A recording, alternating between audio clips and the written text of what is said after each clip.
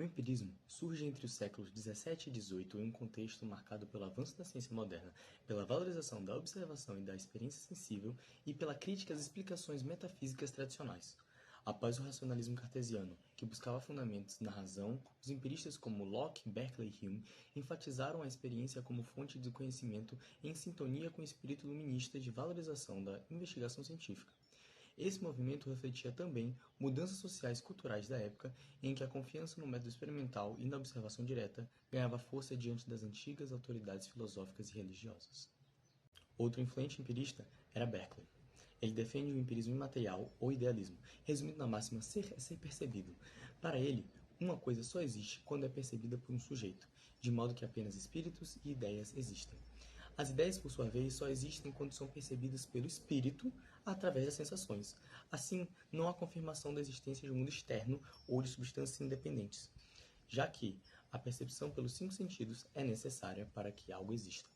Deus, para Berkeley, é entendido como a percepção eterna, mas isso não significa que ele confirme a existência objetiva do mundo. Ainda assim, Berkeley coloca Deus como engajado no universo, o que revela a influência católica de seu pensamento, já que o mesmo era bispo. Diferente de Locke, ele não incorre no problema de afirmar a existência de um mundo externo sem conseguir comprovar dentro da sua própria filosofia. Além do mais, Berkeley desqualifica, dentro do pensamento de John Locke, a diferença entre qualidades primárias e secundárias. Para ele, ambas são igualmente subjetivas, já que dependem do sujeito que o percebe. Quanto à noção de ideias erradas ou corretas, o filósofo nega essa distinção. Se o mundo externo não existe de fato, então percepções e ideias plurais, mesmo quando opostas, podem ser consideradas como corretas. Por fim, sua filosofia também revela uma influência cartesiana, já que parte da certeza da existência do sujeito que percebe, lembrando o princípio de Descartes: penso, logo existo, apesar do mesmo ser um racionalista e não um empirista. John Locke foi um filósofo empirista que acreditava que a gente não tem ideias inatas, a gente não nasce com conhecimento. Todos os conhecimentos que a gente adquire durante a vida são pela experiência. A gente nasce sendo uma folha em branca, assim a gente nasce sendo a tábua rasa. Sobre a qualidade do objeto, John Locke falava que existia a qualidade primária e a qualidade secundária. A qualidade primária é a que realmente pertence àquele objeto, e a secundária é a que a gente, através das nossas experiências sobre aquele objeto, conseguimos distinguir sobre ele. Sobre as experiências, John Locke dizia que existia as experiências de sensação, que são as que conseguimos perceber através dos 5 sentidos humanos, e as ideias de reflexão, que são aquelas que são, através do funcionamento do nosso cérebro, ao que foi percebido, criadas. E ele também dizia que as ideias simples, através das experiências, viram ideias complexas. Ele acreditava no realismo ingênuo, onde os objetos existem fora da nossa mente e que a nossa mente pega essas qualidades e refletem. David Hume foi um filósofo escocês do século XVIII, conhecido como um dos principais representantes do empirismo. Para ele, todo conhecimento humano tem origem na experiência sensível, ou seja, nas impressões que nós conseguimos reconhecer pelos nossos sentidos, pela nossa percepção sensorial. Hume foi cético sobre as verdades absolutas, Ele não acreditava nas verdades absolutas. Ele acreditava que tudo que nós temos era uma percepção, uma noção sensorial baseada na repetição, na repetição das nossas experiências. Um exemplo é a ideia da causa e efeito. Não há garantia que o futuro repita o passado. Apenas nos acostumamos e esperamos certos resultados.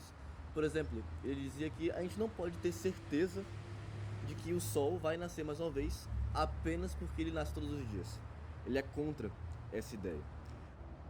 Além disso, ele questionou a noção do eu como algo fixo, defendendo que somos apenas um feixe de percepções em constante mudança. Assim, Hume marcou a filosofia moderna ao desafiar a ideia de verdades universais e destacar os limites do conhecimento humano. Depois de eles serem apresentados o que é o empirismo, nada mais justo do que a gente mostrar na prática isso. Agora o Guilherme vai explicar o que a gente vai fazer. No nosso experimento, a gente vai dar para a nossa cobaia cheirar uma cebola enquanto ela está vendada e sem poder sentir cheiros. Para depois a gente dar um pedaço de maçã e ela tentar adivinhar o que ela tá comendo. Bom, agora a gente tá aqui com a nossa cobaia, Listeira Alves. Oi, gente. E agora a gente vai começar.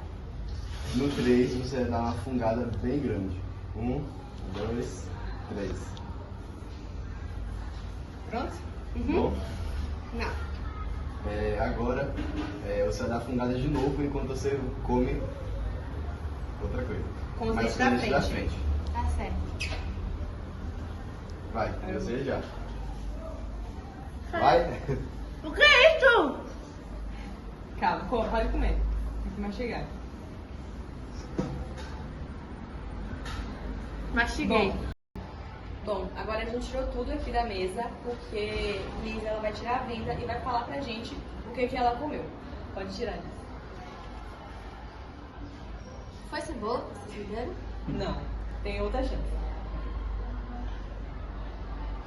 Eu senti gosto de cebola no início. Depois senti um pouco de gosto de maçã. Foi maçã? Foi. Eu acho que foi o cheiro da cebola que me fez achar que era cebola. Maçã. Não. O cheiro da cebola me fez achar que era cebola. Mas não era cebola, né? Era maçã. Era maçã. Vocês me enganaram mesmo. É isso, pessoal.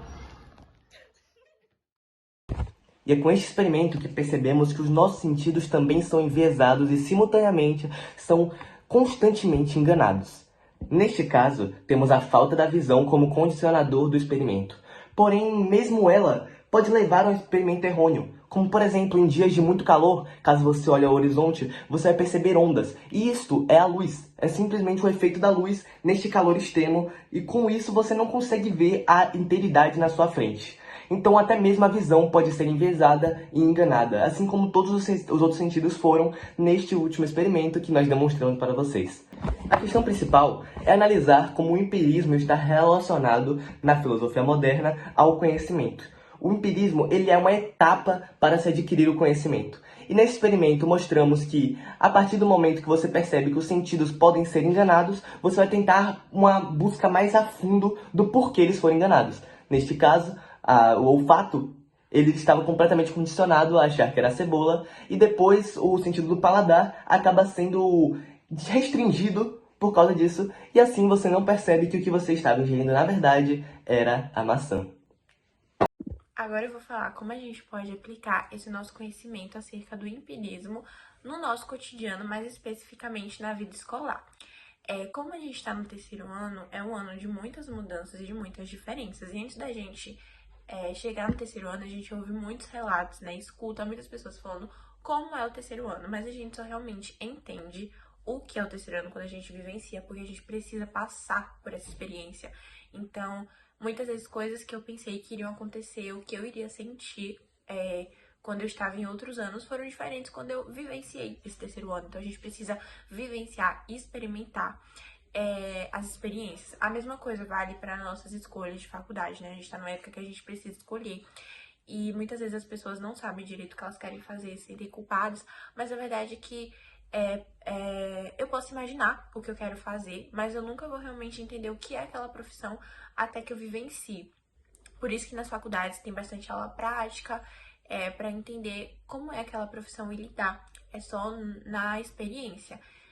Por isso que uma dica para quem ainda não sabe o que quer fazer é tentar pesquisar o dia a dia daquele trabalhador. Por exemplo, você quer fazer medicina, você pesquisa o dia a dia de um médico para tentar ter uma base, mas a gente nunca vai entender até a gente começar a vivenciar e experimentar aquilo.